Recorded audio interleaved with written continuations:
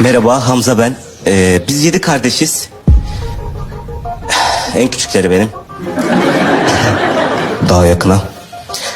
Ben bu durumda olan bir tek ben varım ailede. Ya hiç kimse mi bana benzemez? Ne tip, ne fizik. Tek hücre benim zaten. Bu yüzden ergenlik dönemimde bayağı stresli geçti. Cam indiriyorum dedim, kesin ben üveyim ya. Dedim ben bu aileden olamam yani.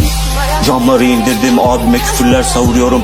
Yine öyle bir gece hocam, kendi kendime şu soruyu sordum. Babamın yerine koydum kendimi. Dedim ki ya Hamza, senin 6 tane çocuğun Sen olsa. evlat edinildiğini düşündün. Evet tabii.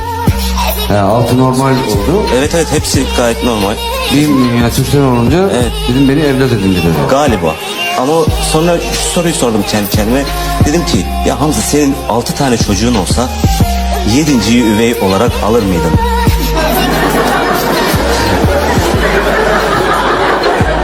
Çok mantıklı bir soru. Neyime yetmedi yedim. Tamam hadi diyelim ki aldı bunu, bu senaryoya tamam diyelim. Bunu mu alırsın? Yani neyi düşündün abi? Ben alırım lan, 3 tane alırım senden de. Senden tatlısı mı var oğlum?